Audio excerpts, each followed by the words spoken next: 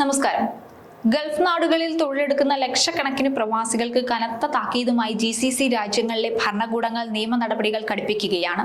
സുരക്ഷയ്ക്കും നിയമവാഴ്ചയ്ക്കും മുൻഗണന നൽകുന്ന UAE അടക്കമുള്ള അറബ് രാജ്യങ്ങളിൽ ചെറിയൊരു വീഴ്ച പോലും വലിയ പ്രത്യാഘാതങ്ങൾ ക്ഷണിച്ചു വരുത്തുന്ന സാഹചര്യമാണുള്ളത്. വാഹനം ഓടിക്കുമ്പോൾ കാട്ടുന്ന അനാസ്ഥ മുതൽ സമൂഹ മാധ്യമങ്ങളിലെ ഇടപെടലുകളിൽ വരെ കടുത്ത നിരീക്ഷണം നിലനിൽക്കുന്നു.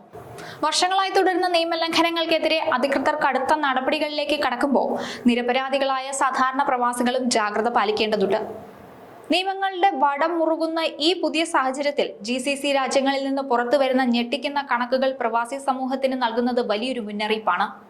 മലയാളികൾ ഉൾപ്പെടെ ലക്ഷക്കണക്കിന് പ്രവാസികളാണ് UAE-യിൽ താമസിക്കുന്നത്. ഇന്ത്യയെ അപേക്ഷിച്ച് UAE-യിലെ നിയമങ്ങൾ കർശനമാണ്. ഇപ്പോഴത്തെ ട്രാഫിക് നിയമങ്ങൾ ലംഘിച്ചതിന് 2026 ആദ്യ പകുതിയിൽ 497 വാഹനങ്ങൾ പിടിച്ചെടുത്തു എന്ന റിപ്പോർട്ടാണ് പുറത്തു വന്നിരിക്കുന്നത്. പിഴ ഒടുക്കാത്തതും രജിസ്ട്രേഷൻ പുതുക്കാത്തതുമായ വാഹനങ്ങളാണ് അധികൃതർ പിടിച്ചെടുത്തത്. ഇതിൽ ചില വാഹനങ്ങൾക്ക് 10,000 കണക്കിന് ദിർഹത്തിന്റെ പിഴകൾ ചുമത്തിയവയാണെന്നും നിരവധി വാഹനങ്ങളുടെ രജിസ്ട്രേഷൻ വർഷങ്ങളായി പുതുക്കിയിട്ടുള്ളതുമല്ല. UAE-യിലെ നിയമപ്രകാരം പിഴകൾ അവഗണിച്ചാൽ അധികൃതർക്ക് വാഹനങ്ങൾ കണ്ടുകെട്ടുക, നിയമ നടപടികൾ സ്വീകരിക്കുക, വാഹനവുമായി ബന്ധപ്പെട്ട ഇടപാടുകൾ താൽക്കാലികമായി നിർത്തിവെക്കുക എന്നിങ്ങനെയൊക്കെ ചെയ്യാനുള്ള അധികാരമുണ്ട്. രജിസ്ട്രേഷൻ പുതുക്കാത്ത വാഹനങ്ങൾ നിരത്തിലിറക്കുന്നത് ഡ്രൈവർമാരുടെയും യാത്രക്കാരുടെയും സുരക്ഷയെ ബാധിക്കും.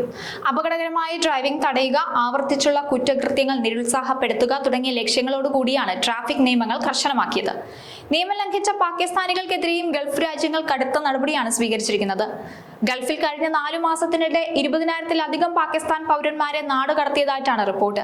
പാകിസ്ഥാൻ പാർലമെന്റിൽ സമർപ്പിച്ച ഔദ്യോഗിക കണക്കുകളിലാണ് ഷഹബാസ് ഷെരീഫ് സർക്കാരിന് തിരിച്ചടിയായ നിർണായക വിവരങ്ങൾ ഉള്ളത്. അനധികൃത കുടിയേറ്റം, വിസ നിയമലംഘനങ്ങൾ, ഭിക്ഷാടനം, ലഹരി കേസുകൾ, സുരക്ഷാ പ്രശ്നങ്ങൾ, വ്യാജരേഖകൾ എന്നീ കാരണങ്ങൾ ചൂണ്ടിക്കാട്ടിയാണ് നടപടി. മാർച്ച് 1 മുതൽ ജൂലൈ 13 വരെയുള്ള കണക്കുകൾ പ്രകാരം നാടുകടത്തലിൽ സൗദി അറേബ്യയാണ് മുന്നിൽ. 15,500 പാകിസ്ഥാൻ പൗരന്മാരെയാണ് സൗദി മാത്രം നാടുകടത്തിയത്. 3,800-ഓളം പേരെ തിരിച്ചയച്ചാണ് UAE തൊട്ടു പിന്നിലുള്ളത്. ഒമാനാണെങ്കിൽ 1,600 പേരെ തിരിച്ചയച്ചു. ബഹ്റൈൻ 521, ഖത്തർ 429, കുവൈറ്റ് 97 എന്നിങ്ങനെയാണ് മറ്റു GCC രാജ്യങ്ങളുടെ കണക്കുകൾ. പട്ടികയിൽ 4,628 പേർ പിടിക്കപ്പെടാതിരിക്കാൻ ഒളിവിൽ കഴിഞ്ഞവരും 1,294 പേർ കുറ്റകൃത്യങ്ങളിൽ ജയിലിൽ ശിക്ഷ അനുഭവിച്ചവരുമാണ്. കൂടാതെ 968 പേർ കരുംപട്ടികയിൽപ്പെട്ടവരും 689 പേർ വിസ കാലാവധി ലംഘിച്ചവരുമാണെന്നാണ് മറ്റു കണക്കുകൾ പറയുന്നത്. ഇറാൻ-US സംഘർഷത്തിനിടെ ഇറാൻ ആക്രമണവുമായി ബന്ധപ്പെട്ട വീഡിയോകളും മറ്റും ചിത്രീകരിച്ചതിനും പങ്കുവച്ചതിനും അറസ്റ്റ് ചെയ്യപ്പെട്ടവരും നാടു കടത്തപ്പെട്ടവരിൽ ഉൾപ്പെടുന്നുണ്ട്. അതേസമയം ഈ കാലയളവിൽ സ്വമേധയാ ഗൾഫ് വിട്ട പാകിസ്ഥാനികളെ പട്ടികയിൽ ഉൾപ്പെടുത്തിയിട്ടില്ല. വിദേശ രാജ്യങ്ങളിലെ പൗരന്മാരുടെ നിയമലംഘന പ്രവർത്തനങ്ങൾ അന്താരാഷ്ട്ര തലത്തിൽ പാകിസ്ഥാന്റെ പ്രതിച്ഛായയെ സാരമായി ബാധിക്കുന്നതാണ്. സ്ഥിതിഗതികൾ ഇത്തരത്തിൽ തുടർന്നാൽ വരും നാളുകളിൽ മറ്റു രാജ്യങ്ങളിൽ വിസ നടപടിക്രമങ്ങൾ കർശനമാക്കുമെന്നും ഇത് പൗരന്മാർക്ക് തിരിച്ചടിയുമാകുമെന്ന ആശങ്കയിലാണ് പാകിസ്ഥാൻ.